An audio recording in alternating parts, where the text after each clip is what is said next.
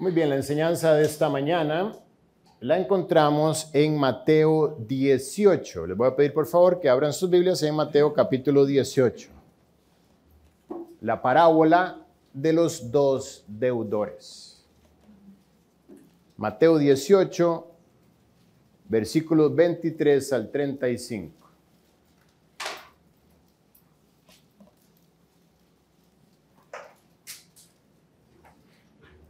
Busca Mateo 18 del 23 al 35. Y vamos a leerlo. Dice: por lo cual el reino de los cielos es semejante a un rey que quiso hacer cuentas con sus siervos.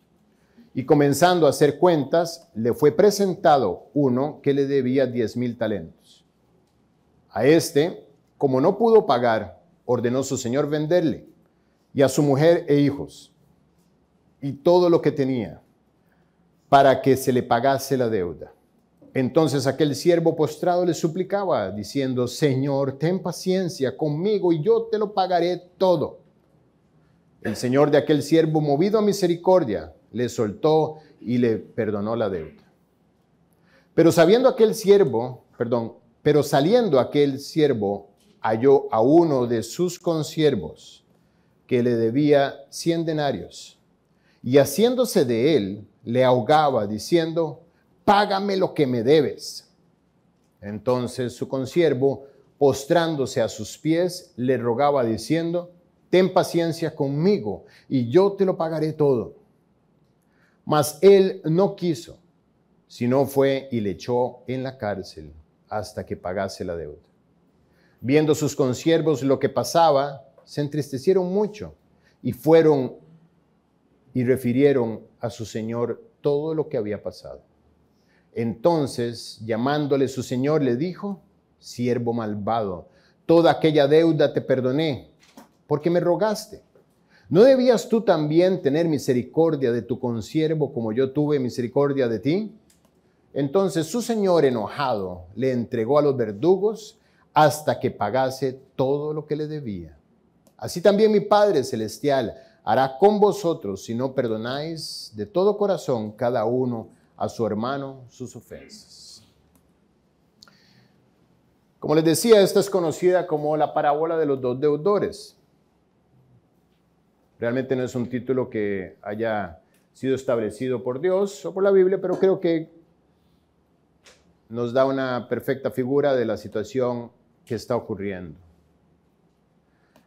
La Biblia funciona para nosotros como una especie de espejo para que podamos ver nuestro interior. En muchas ocasiones es comparada con esto. De hecho, hay una figura en el Antiguo Testamento cuando los sacerdotes levantaban el tabernáculo en el proceso de migración de Egipto hacia la tierra prometida. Ellos tenían una especie de templo móvil, donde los elementos que montaban en el atrio principal de este tabernáculo iban reflejando una figura de nuestra relación con Cristo hoy en día. Hay un estudio que ustedes van a recibir, los que se discipulan y los que no, qué lástima. Les aconsejo que pidan a Dios por su discipulado, que se llama Caminando Diariamente con Dios. Y en este diario caminar, cada uno de nosotros va creciendo en su relación con Cristo al ir pasando ciertas etapas. Y la primera, el sacrificio, representado por este altar que estaba en el atrio principal. Y después del sacrificio hay un lavacro, un lugar donde los sacerdotes se lavaban la sangre que estaba en sus manos y en su cuerpo. Y este lavacro tenía un fondo de cristal abajo, en el cual ellos se reflejaban y meditaban con respecto a la situación de sus propias vidas.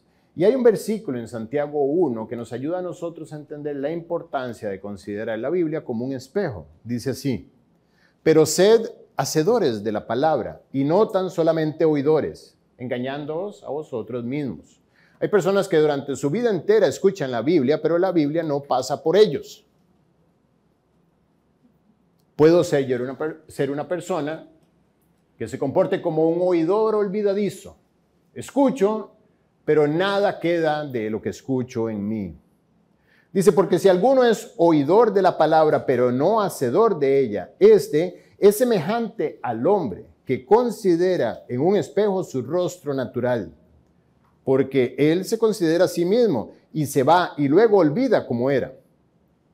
Mas el que mira atentamente a la perfecta ley, la de la libertad, y persevera en ella, no siendo oidor olvidadizo, sino hacedor de la obra, este será bienaventurado en lo que hace. Las bienaventuranzas que están en la Biblia son manifestadas en tu vida en función de la obediencia a lo que lees. Según vas obedeciendo, la Biblia va tomando un contexto en tu vida que produce vida. Pero según escuchas y no obedeces, solamente produce un efecto contrario en ti. Por eso es un espejo. Yo puedo ver reflejada la situación de mi alma en ella y pedirle a Dios que transforme mi vida. Los espejos no están puestos para que yo me trate de limpiar con ellos, sino solamente para que me dé cuenta de que tan sucio estoy y use del agua para lavarme. Así que la Biblia es esta especie de espejo. Esto va produciendo en nosotros un deseo de actuar después de escuchar. Cuando digo nosotros me refiero a los discípulos, aquellos que queremos seguir a Cristo. Todos, sin excepción, estamos llamados a seguir a Cristo, pero no todos toman la decisión de seguir a Cristo. Seguir a Cristo no es tener un puesto en una fundación o en una organización. Seguir a Cristo es lo que tú haces el día en que naces de nuevo y qué decides hacer a partir de ahí con todo aquello que Él te habla. Cuando decides obedecerlo, estás siguiéndolo. Cuando decides desobedecerlo, le estás diciendo, vete tú por un lado y yo me voy a ir por otro. Pero todos aquellos que hemos decidido seguir a Cristo, y estoy seguro que muchos de ustedes lo han hecho, todos nosotros estaremos siempre en el constante dilema de escuchar y aplicar. Esa será nuestra vida. Y es maravilloso porque esta es la manera como nuestra transformación ocurre, escuchando y aplicando. Yo le doy gracias a Dios por los discípulos que quieren aplicar en su vida. Y algunas veces aquello que tú quieres aplicar no necesariamente está claro en tu corazón, porque no lo lograste entender. Normalmente hay un choque de estructuras.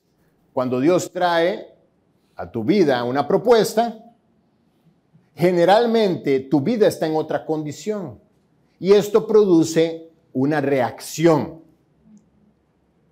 Algunas veces tú dices, yo no voy a poder, jamás podré yo ser una persona así. Dios no sabe con quién está hablando. Me está pidiendo que confíe, yo soy un controlador innato. Me está pidiendo que descanse y yo soy el afán hecho carne. Me está pidiendo que sea estudioso. El otro día hablaba con un amigo y me decía, lo que pasa es que yo no soy un hombre de lectura. Nunca he sido. Y le explicaba yo que la Biblia no es un libro, sino que la Biblia es el mecanismo con el cual te relacionas con Dios. Así es que cae dentro de otra categoría. No tienes que leer la Biblia. La Biblia es el instrumento con el cual te relacionas con Dios. Si quieres tener relación con Él, pues ve a leer. Y esto le dio otra perspectiva. Y así estamos constantemente teniendo choques de estructuras. Y un hombre que tuvo muchos choques de estructuras fue uno de los discípulos más famosos de la historia, el apóstol Pedro. ¿Cuánto nos ha bendecido cada uno de sus choques de estructuras? ¿Por qué? Primero, porque nos muestra que el cristianismo es un asunto para seres humanos, no para personas perfectas o seres de otra dimensión y galaxia, sino personas que están dispuestas a enfrentar todos sus choques de estructuras con humildad y permitirle a Dios transformarlos. ¿Sabes qué quiere Dios hacer de ti? Quiere hacer de ti una persona distinta a la que eres. ¿Por qué tan seguro, Guille? A lo mejor no me tiene que cambiar tanto. Bueno, dice la Biblia que Él te llevará a la estatura de la plenitud de Cristo. ¿Hay alguno que esté más o menos en esa estatura? Si no es así, entonces tienes un gran proyecto por delante donde tus estructuras van a ir siendo moldeadas en función de tu velocidad de obedecer. Y Pedro tenía un dilema con un aspecto que Dios le había presentado en las enseñanzas de Jesucristo, que tenía gran peso en su corazón con respecto a la forma en la que esto él lo iba a llegar a obedecer, a implementar en su vida. El contexto tenía que ver con el perdón. ¿Cómo perdonar? Había varias circunstancias, una de ellas el contexto social. ¿Por qué? Porque estaba dicho ojo por ojo, diente por diente. La palabra perdón no cabe ahí. La palabra reacción es la que cabe. Tú me hiciste, yo te hago de vuelta. Esto inquietaba a Pedro. ¿Por qué? Porque había sido formado dentro de una estructura ojo por ojo, diente por diente. Sin embargo, Pedro escucha un día de boca de su Salvador: ¿oísteis que fue dicho ojo por ojo, diente por diente?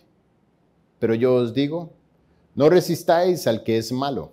Antes, a cualquiera que te hiera en la mejilla derecha, vuélvele también la otra. Y al que quiera ponerte en pleito y quitarte la túnica, déjale también la capa. Y a cualquiera que te obligue a llevar carga por una milla, ve con él 2. Completamente opuesto a mi estructura. Me está diciendo que no debo defenderme. Me está diciendo que debo colaborar más bien con aquel que intenta agredirme. Además, había escuchado un pasaje que está en Mateo 6, que es muy conocido para todos nosotros. Conocemos el Padre Nuestro. Y hay una parte muy particular que dice: perdona nuestras ofensas, decíamos nosotros, aunque la Biblia dice deudas, como también nosotros perdonamos a nuestros deudores. ¿Cuántas veces dijimos eso sin entender que le estábamos diciendo a Dios: castígame, perdóname como yo perdono? ¿Cómo perdonas tú? Le estás diciendo: Dios, perdóname de la misma manera, usa la misma forma para perdonarme a mí. Creo que no es conveniente. Y Pedro estaba presente en ese sermón del monte de las bienaventuranzas cuando Jesús dijo eso, y quedó en su corazón la gran duda: ¿cómo puedo perdonar yo de esa manera? Y peor aún, continúa Jesús hablando y dice: porque si no perdonáis a los hombres sus ofensas, porque si perdonáis a los hombres sus ofensas, os perdonará también a vosotros vuestro Padre Celestial. Mas si no perdonáis a los hombres sus ofensas, tampoco vuestro Padre os perdonará vuestras ofensas.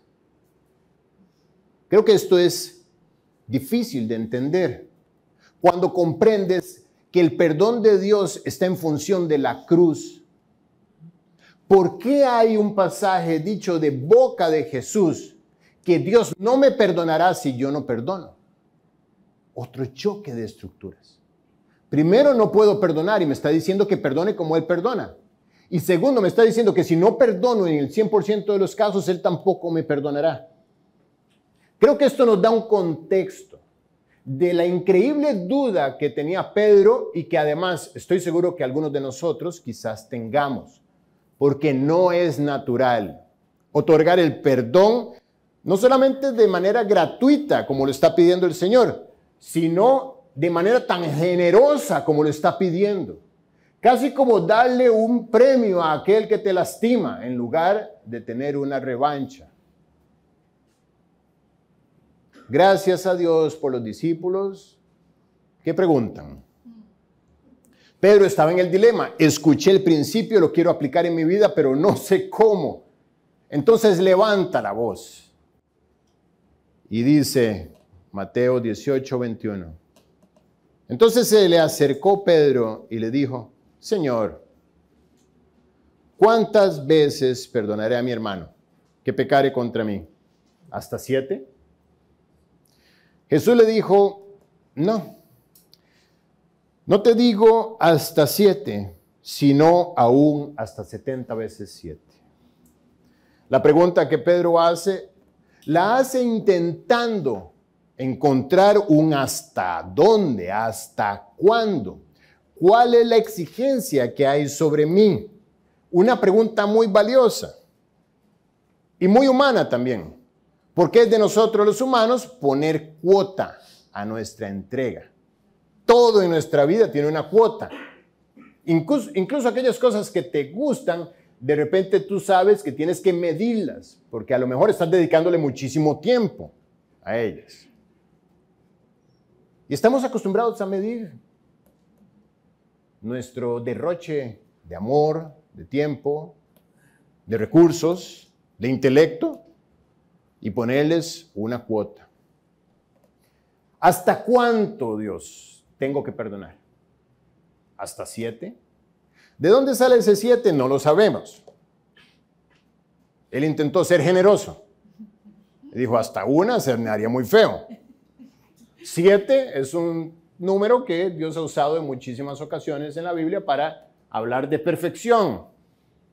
Quizás estaba usando de un pasaje que también Jesús en Lucas 17 hace referencia, donde él dice, de cierto te digo que si tu enemigo pecare contra ti y 7 veces viene al día pidiendo perdón y arrepentido 7 veces al día, deberías perdonarlo. Entonces, Pedro tiene una confusión de enseñanzas y dice, bueno, hasta 7.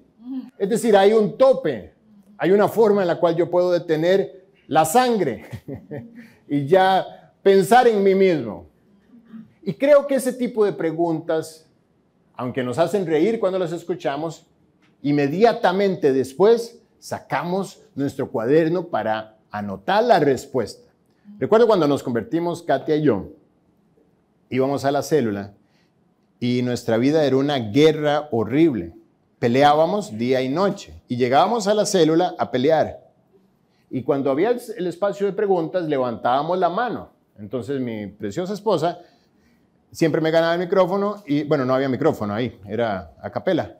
Pero decía, una pregunta, Rodrigo era la persona que estaba a cargo de la célula. ¿Qué hace uno cuando el esposo le dice pa, pa, pa y pa? Y entonces yo a la par de ella así. Y luego de la respuesta levantaba yo mi mano, porque venía la revancha. ¿Y qué pasa, Rodrigo, si la esposa es ta, ta, ta y ta? Y así se iban nuestras células. Pregunta, pregunta, pregunta, pregunta, pregunta.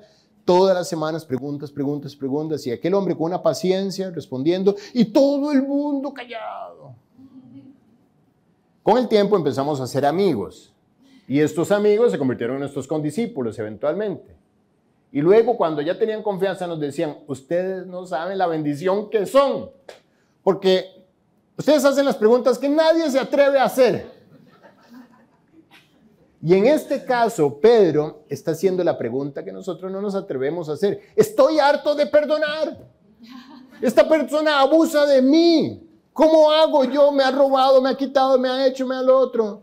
¿Hasta cuándo, Dios? Por favor, dime que esto se acabe en algún momento y no voy a estar mal contigo. Tengo razón ya de sacarlo de mi vida para siempre. Ese es el contexto de lo que está ocurriendo. Y él pensó ser generoso. Sin embargo, la respuesta de Jesucristo nos da a todos claridad. Y él responde, no te digo que hasta 7, sino aún hasta 70 veces 7. 70 multiplicado por 7. Realmente tampoco le está poniendo una cuota, le está diciendo hasta que tu vida continúe. No cuentes. El amor no toma en cuenta. El amor no lleva la cuenta. De hecho, en este pasaje que define el amor en 1 Corintios 13, hay un caso muy particular donde el Señor describe que el amor es sufrido, es benigno. El amor no tiene envidia. El amor no es jactancioso, no se envanece, no hace nada indebido, no busca lo suyo, no se irrita, no guarda rencor. Cuando estás llevando una cuota para ver si hasta aquí me detengo en mi perdón, quiero que notes algo. Hay una estructura en tu corazón que va archivando eventos y va diciendo, ok, esta te la aguanté, ok, esta otra te la perdoné, ok, esta te la pasé por alto, pero yo creo, Dios, ya estoy llegando a la séptima. Y el amor no guarda rencor. Esa estructura en el amor no existe. Ok, Guille, despreocúpate porque a esa persona yo no la amo. Así es que no pasa nada. Ok, eso puede ser también otro choque de estructuras. Porque un corazón o ama o no ama. Pero no existe el amor selectivo, no te confundas. Cuando el amor de Dios llega a tu vida, tú no lo repartes con medida y dices, a esta sí se le voy a dar porque es de mi plena cercanía, pero a aquella no porque esta no se lo merece. No, simplemente Él comparte su carácter contigo. Dice la Biblia que el amor de Dios fue derramado en nuestros corazones por su Espíritu y el amor de Dios empieza a brotar y brota hacia las personas cercanas y brota hacia los desconocidos. Brota. Y brota hacia los enemigos. Y el amor de Cristo es conocido porque está en ti. Así es que no existe a esta sí la amo y a aquel no. Con este sí soy misericordioso y con aquel no. Solamente de un corazón brota lo que hay adentro.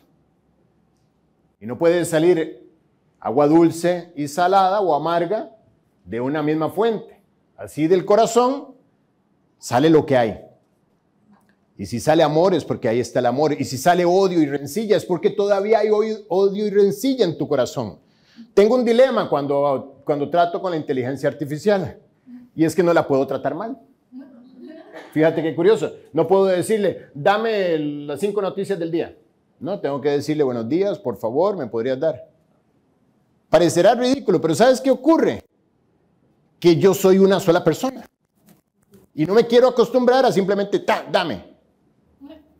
Siri, cállate. No quiero tener esas actitudes. Para ningún lado. Parecerá ridículo, pero es que del corazón generoso brota generosidad. Del corazón amoroso brota amor. Del corazón de Dios brota incesantemente sus atributos. Y la pregunta de Pedro nos está enseñando a nosotros cómo es el amor de Dios. No lleves la cuenta. No existe un conteo. No hay rencor. Ese es otro detalle. La persona que perdona teniendo un historial es una persona que está consciente de la falta del otro. Y eso te convierte en un juez. El juez es el que sí tiene todo el deber y la potestad de llevar registro de las faltas, porque ese es el que las juzga. Pero solamente hay un trono de juez y ninguno de nosotros va a ser parte de ese trono. Todos los demás somos culpables. Y entre nosotros no puede haber un solo registro, una sola factura pendiente del amor. Esa es la respuesta que Jesús le da a Pedro. El rostro de Pedro seguramente lo dijo todo. Porque la respuesta venía de aquel que le amaba. De aquel que nos creó. De aquel que ve el futuro. De aquel que conoce al enemigo. Y de aquel que solamente quiere bien para tu vida. Él te está diciendo, no lleves la cuenta. Olvida. Silencio. Hubo silencio. Y Jesús dijo, este es un momento preciso para una parábola. Ya veo que no me entendieron la teoría. Voy a dar una figura. Eso es lo que hace un maestro. Figuras, figuras, figuras, figuras, hasta que captas. Y esa es la parábola de los 2 deudores. Ya tenemos el contexto.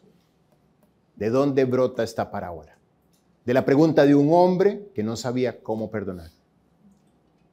Por lo cual, dice Jesús, ya que no me entiendes, ya que necesitas una figura, una historia, por lo cual el reino de los cielos es semejante a... ¡Qué increíble nuestro maestro! Toma las profundidades del reino de los cielos y las pone a nuestro alcance a través de una historia sencilla de entender. El reino de los cielos es parecido a lo que te voy a explicar. Cuando entiendas lo que te voy a explicar, entonces vas a entender el reino de los cielos. El reino de los cielos es semejante a un rey que quiso hacer cuentas con sus siervos. Este sus es bien importante, porque el rey no hace cuentas con los que no son sus siervos. Cuando veamos al final de la figura quién es el rey, quiénes son los siervos, quiénes son los deudores, etc., entendemos que está hablando de la iglesia. No está hablando del mundo. Él no le va a ir a pedir cuentas del trato entre uno y otro de los hombres de afuera. Así como tú no le pides cuentas de las calificaciones al hijo del vecino. Problema del hijo del vecino, perdón. Tú le pides a tus hijos cuentas de las notas de la escuela. Así este rey llamó a sus siervos. Esto es una noticia para ti. Tú eres de los suyos. Quiere decir que esto te aplica a ti.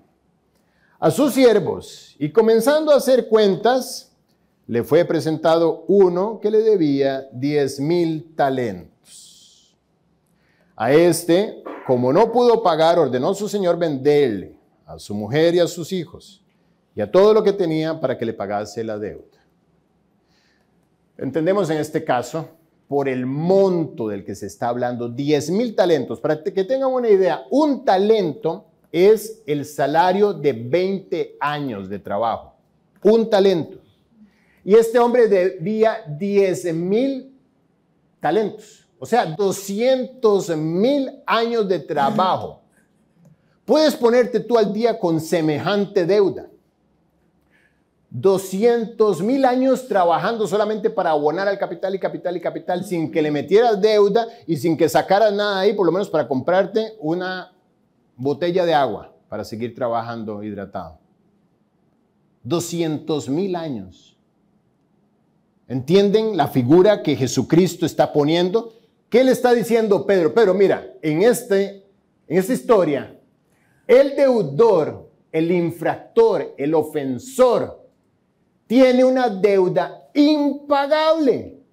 No la puede pagar. Tanto que la única solución que se le ocurre al rey es, bueno, véndanlo a él, a su esposa, a sus hijos, a su perro, a su gato y todos sus bienes, su casa y todo.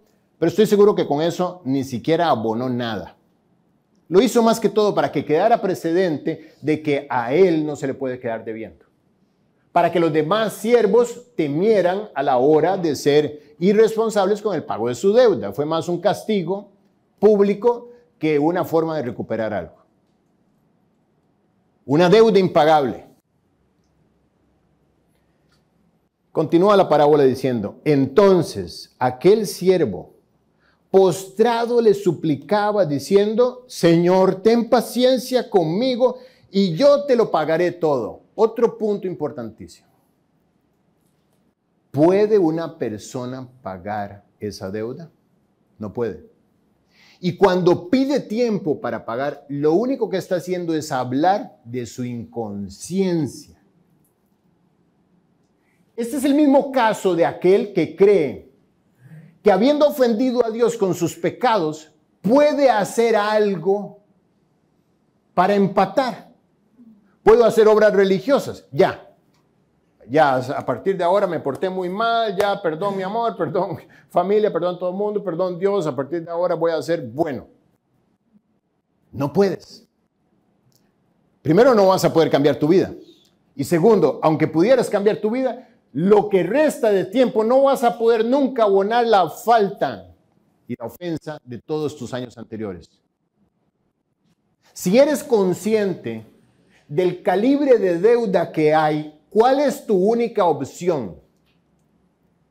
Clamar por misericordia. Pedirle a Dios que tenga misericordia. Y esto fue lo que ocurrió aquí.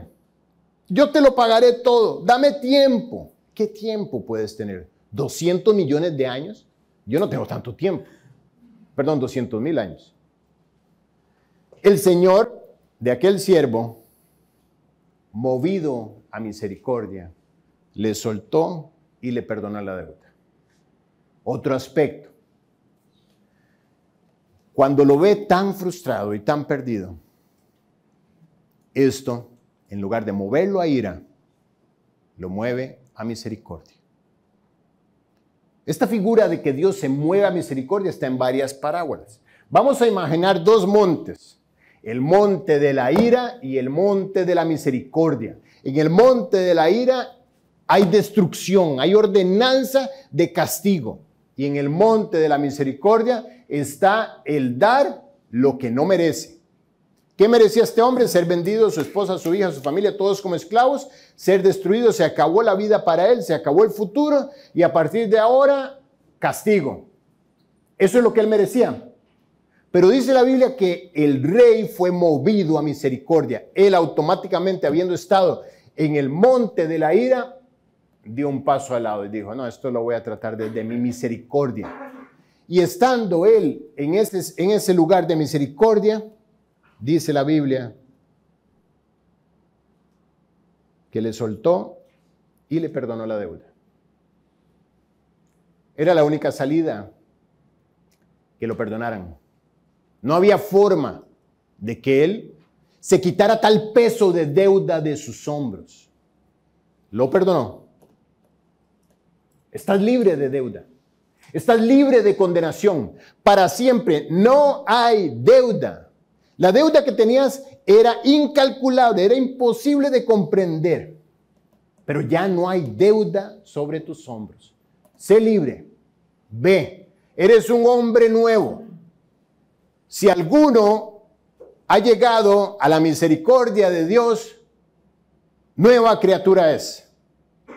Las deudas viejas pasaron y aquí todas son hechas nuevas. Bueno, ya no hay más nuevas deudas, pero hay nuevas vivencias, nueva alegría, nueva razón de vivir. Deja atrás porque se te perdonó.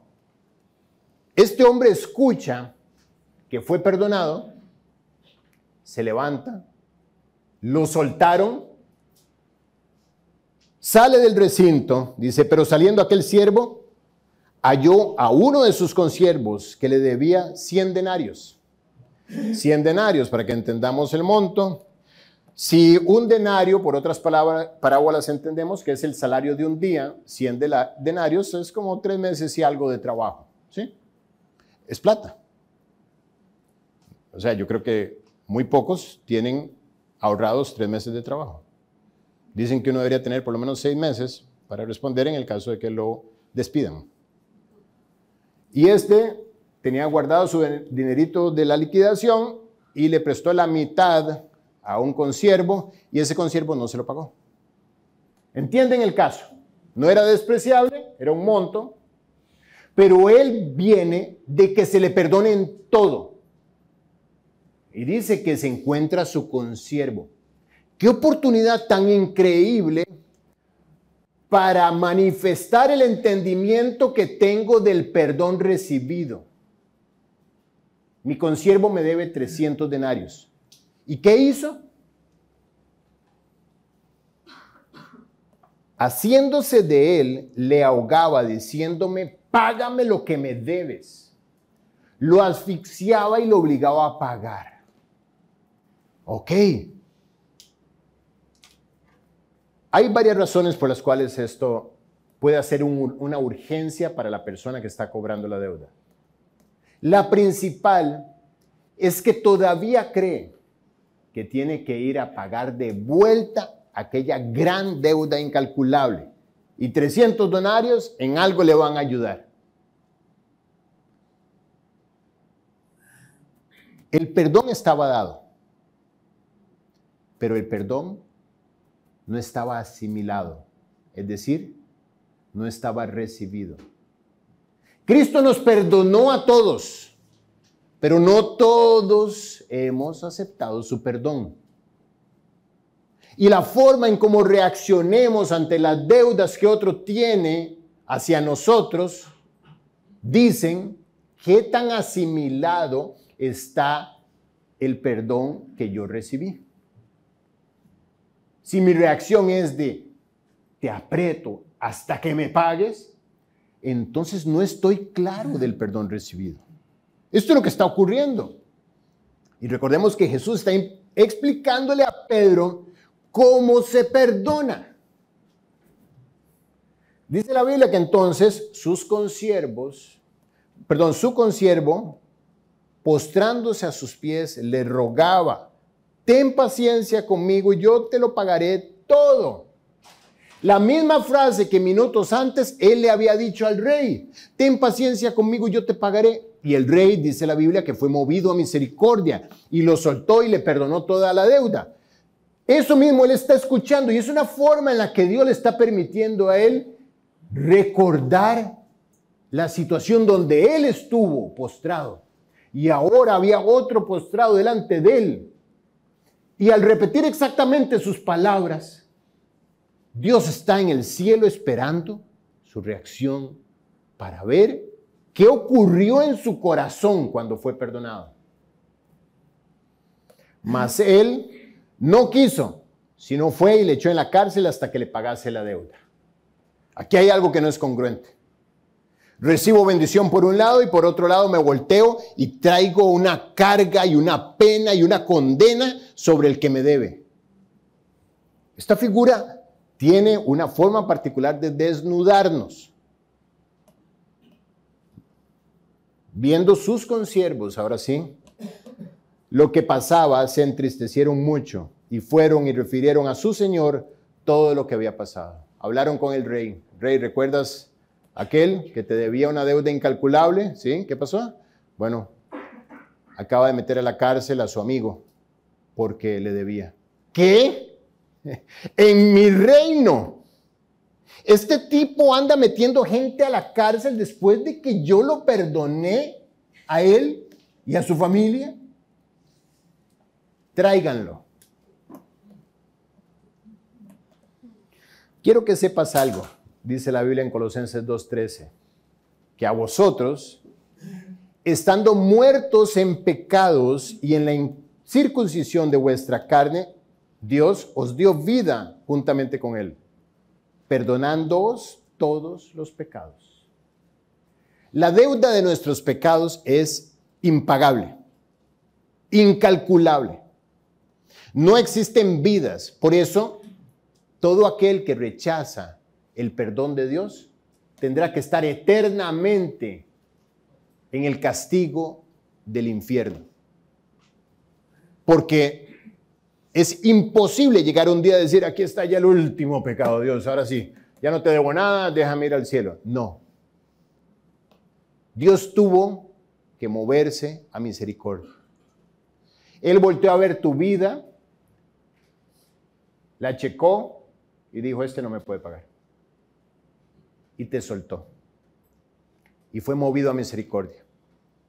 Y toda tu deuda de tus pecados, como juez justo que Él es, la cargó sobre Jesucristo en la cruz y lo destruyó en la cruz, porque alguien tenía que pagar. La paga del pecado es muerte. Y para perdonarte, tuvo que moverse a misericordia. Y sigue diciendo Colosenses, anulando el acta de los decretos que había contra nosotros, que nos era contraria. ¿Sabes qué es el acta de los decretos? Esto tiene que ver con la situación contextual también, que se escribe este pasaje de la Biblia.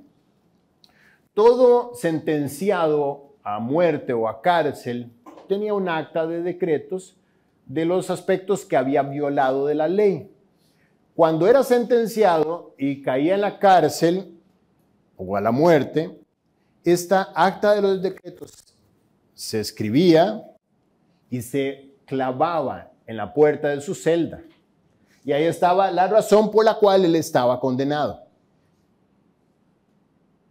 Por eso cuando Jesús es crucificado, el acta de los decretos de sus faltas, que no era ninguna, debía ser publicada sobre la cruz. Y lo único que se publicó, Rey de los Judíos, lo cual es cierto. Pilato mismo dijo, no hallo mal alguno en este hombre, no tengo que decirte por qué razón lo van a matar. Y dice la Biblia que el acta de los decretos que había contra nosotros, que nos era contraria, era una muy buena lista, infinita, Él la quitó de en medio y la clavó en la cruz. No la puso en tu celda, la puso en la cruz de Cristo. Y Cristo tuvo que pagar. Ese es el perdón que tú recibiste. Ese es el tamaño de deuda que tenías que fue quitada para siempre de ti.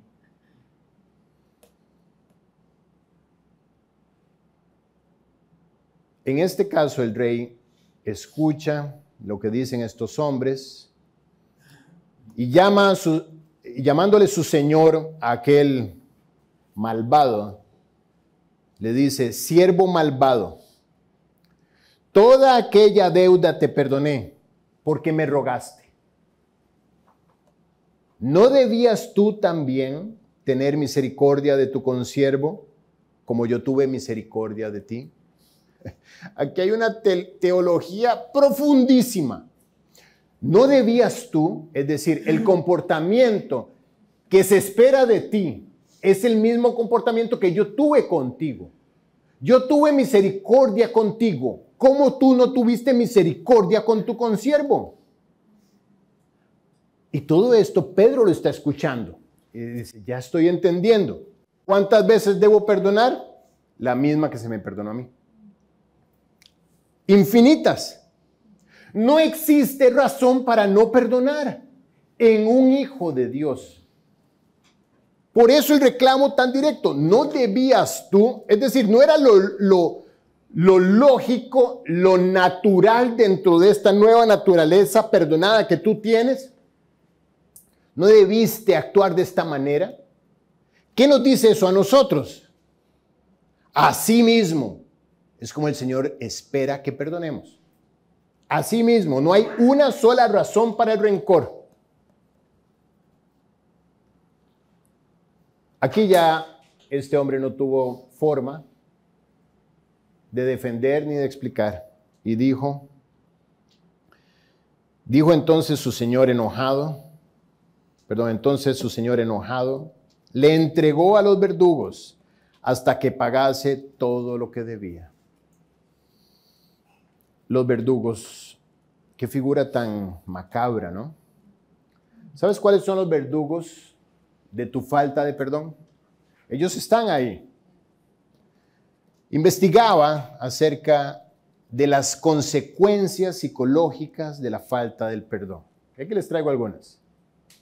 Cuando no perdonas, tienes un resentimiento persistente. ¿Qué significa esto? Que la mente revive constantemente la ofensa. La vuelves a vivir. La vuelves a vivir.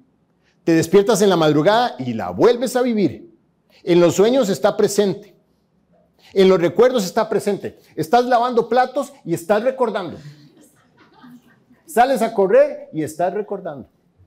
Ves a una persona que se parece a tu ofensor y vuelves a recordar. Esto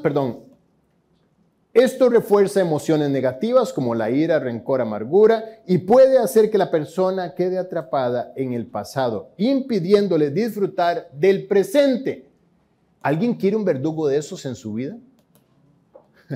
Ahora sabes por qué Jesús le dice a Pedro hasta 70 veces 7.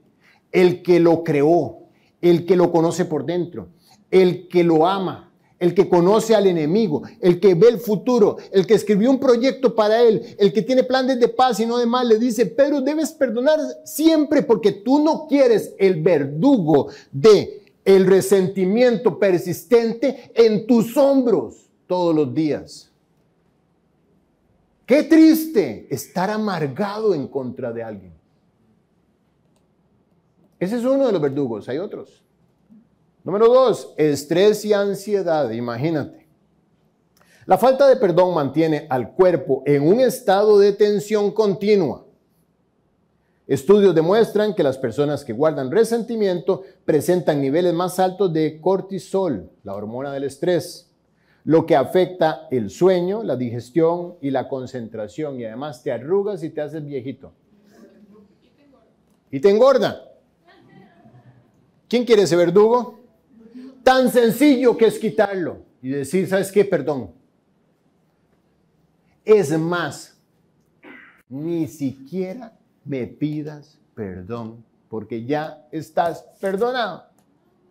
Vivir en esa actitud de perdonar antes de que se te pida perdón es salud, es verdadera vida. Y Dios te dice, por eso yo soy tan pleno, porque ya perdoné. A la humanidad entera la perdoné. Fíjate creo que este no lo tengo aquí. Lo que ocurre con Jesús cuando va camino a la cruz y va recordando estos principios. Dice,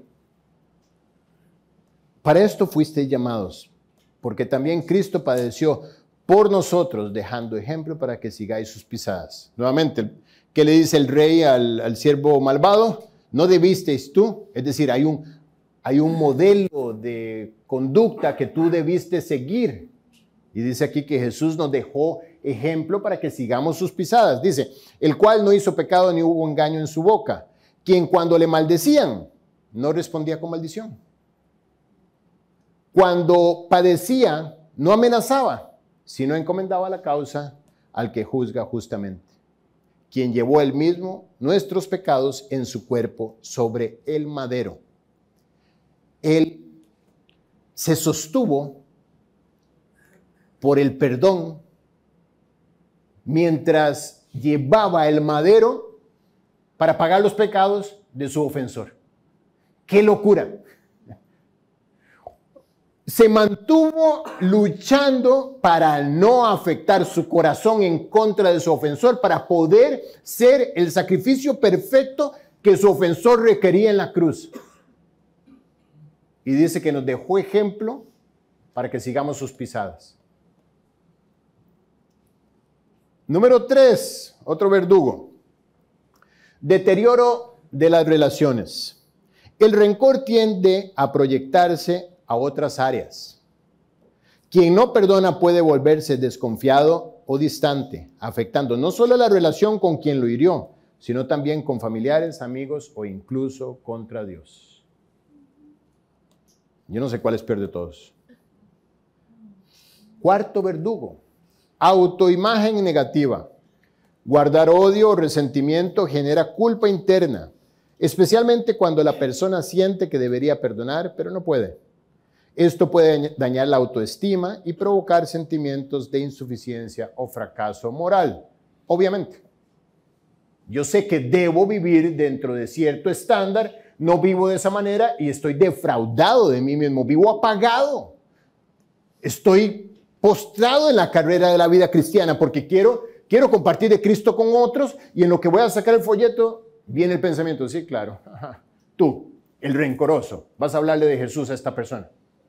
Tú, el amargado, tú, el que tienes deudas pendientes con otras personas, ve, arréglate, deja tu ofrenda en el altar y ve, arréglate con tu hermano y luego trae tu ofrenda, ahora sí como debe ser. Y todas esas ideas vienen. Quinto verdugo, estancamiento emocional. Sin perdón no hay cierre. La persona queda emocionalmente congelada en el momento de la herida, impidiéndose sanar y avanzar. Esto puede derivar en depresión, apatía o una sensación de vacío interior. Vives atrapado en una cárcel del pasado. ¿Y sabes qué es lo peor? Tu ofensor a lo mejor ya salió de eso. Y tú quedaste allá sepultado. Y estos verdugos están día y noche afectando tu vida. Y número 6, que para mí es el peor de todos y es la esencia del estudio del día de hoy. Cuando no perdonas, no muestras el perdón recibido. Así de sencillo. Y esto es preocupante. Ahora entendemos este pasaje en Mateo 6, que dice, porque si perdonáis a los hombres sus ofensas, os perdonará también a vosotros vuestro Padre Celestial. Mas si no perdonáis a los hombres sus ofensas, tampoco vuestro Padre os perdonará vuestras ofensas. De ahí surge la duda de Pedro. Entonces Pedro está entendiendo que al no perdonar, está actuando como si no fuera perdonado. Y hay una gran duda sobre su propia salvación. La salvación no es por obras, pero las obras confirman la salvación. ¿Entiendes eso? Santiago 2. Quiere decir que yo no puedo hacer nada para salvarme, pero cuando ya me salvé, cuando ya Dios me salvó, entonces empiezan a ocurrir muchas obras en mí que muestran esa salvación. Y una de ellas, sine qua non, es perdonar. Perdonar. Si no perdonas, revisa. Eso es lo que está diciendo este pasaje. Y eso es lo que está diciéndole el Señor a Pedro en esta parábola. ¿Qué es perdonar? ¿Cómo perdono? ¿Qué hace un discípulo? Escucha la lección y busca cómo aplicarla. Bueno, perdonar, cuando tengas duda de cómo, recuerda este pasaje que dice, de la manera en que Cristo os perdonó a vosotros, asimismo vosotros perdonáis también a los que nos ofenden. Es decir, recuerda cómo te perdonó Dios y cómo te perdona. Tus pecados los vuelves a confesar el día en que los cometes y Dios borra y perdona. Perdonar implica olvidar. Yo soy el que borro tus rebeliones por amor de mí mismo y no me acordaré más de tu pecado. Ese es el perdón de Dios. Él dice, olvidado. Ya me pediste perdón. Y a veces sigue uno llorando. Y Dios dice, ¿pero por qué estás llorando? Es que Dios por lo que dice, ¿qué hiciste? Ya te perdoné. Ya yo seguí adelante. Sigue tú también adelante. Perdonar es olvidar. Y además, Dios olvidó nuestras ofensas el día que nos perdonó y empezó un proyecto de restauración de la relación. Eso está duro. Restauración de la relación. ¿Qué hizo Dios? Envió su Espíritu a nuestros corazones. Puso su palabra delante de nosotros. Mira, aquí te mando 66 cartas de amor para que sepas cuánto te amo. Y empecemos a construir esta relación de vuelta. Y como nunca antes, aquí estoy para ti. Cada vez que tú digas, Señor, yo en el cielo voy a decir, dime, hijo. Habla que te escucho. Cada vez que necesites de mí, voy a estar a tu lado, mi vara y mi callado te van a infundir aliento día y noche. Ciertamente el bien y la misericordia estarán alrededor tuyo. Yo estoy en el proyecto de restaurar, estar a tu lado. Eso es perdón. El perdón no es solamente yo perdono, pero no olvido. El perdón se olvida. Recuérdate que en el perdón no existe aquella estructura invisible que se llama el archivo del rencor. No hay, porque el perdón no lleva la cuenta. Perdonar, mi amado Pedro, es una consecuencia de haber sido perdonado. Vive perdonado y el perdón será algo natural en ti como respirar. Cuando entiendes lo que se te perdonó. No hay facturas pendientes. No te puedes presentar donde tu ofensor a decirle, mira, aquí está tu expediente. Vas a llegar con las manos vacías a decirles, ya, te amo. ¿Por qué? Porque no quieres esos verdugos sobre ti. ¿Por qué? Porque quieres manifestar a Cristo. Ayer tuvimos una experiencia hermosísima en Hogares Crea. Muchas personas escucharon el Evangelio, muchas lágrimas. te puedo decir que al menos uno recibió a Cristo como su Salvador. Y cuando venía de regreso, la persona que fue la puerta para que se nos permitiera entrar a Hogares Crea me venía contando que todo esto surgió a raíz de un rencor horrible durante muchos años con su hermano, donde no lo podía tratar ni determinar. Y un día entendió el perdón que ella había recibido y decidió perdonar a su hermano. Perdonar y empezar a amar a su hermano. Perdonar y empezar a orar todos los días a las 5 de la mañana por su hermano. Perdonar y amar.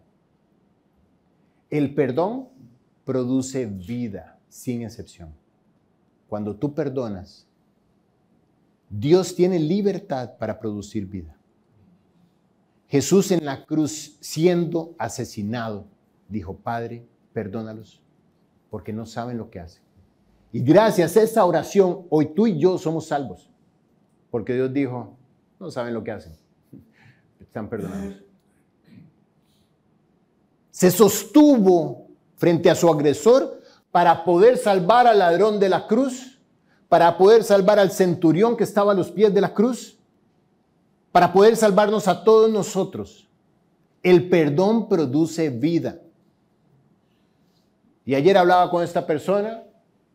Qué increíble que el perdón que le otorgaste a tu hermano restableció la relación. Ayer, cómo lloraba este muchacho, cómo lloraba ella, cómo lloraba yo, cómo llorábamos todos abrazados. Restaura la relación. Además, construye. Y gracias a eso, otros escucharon el evangelio. Decía un jovencito de 20 años internado en Hogares Crea. Pueden imaginarse eso. 20 años de edad. Decía: cuando escuché la tercera parábola, la del hijo pródigo, ese soy yo. Decía: ese soy yo. Esa es mi vida. Era todo lo mío. Y al final, cuando me dieron una Biblia, la Biblia que yo quería, no lo puedo creer. Eso no hubiera ocurrido si aquel perdón de meses atrás, en la sencillez de un corazón que dice: Dios, ya no quiero más estos verdugos. Aquí se acaba, perdón. ¿Qué egoístas podemos llegar a ser nosotros? Sostener una deuda de 300 denarios, habiéndonos sido perdonada una de 10,000 talentos. Y al sostener esa mini deuda, privamos a Dios de traer vida en aquellos que están alrededor nuestro. Vamos a orar. Amado Padre, gracias. Gracias por tu palabra. Ella es viva y eficaz. Te ruego, por favor, que hoy ella misma produzca que no seamos oidores olvidadizos, sino hacedores. Llévanos a perdonar todo, Dios. Que no haya en nosotros una sola marca de rencor, en ningún aspecto, hacia ninguna persona, para que verdaderamente podamos reflejar el amor recibido cuando tú fuiste movido a misericordia. Por favor, produce vida, vida abundante a través de nosotros, al vivir limpios de este pecado del rencor. Sin excepción, Dios. Sánanos y úsanos para la gloria de tu nombre. En el nombre de Jesús. Amén.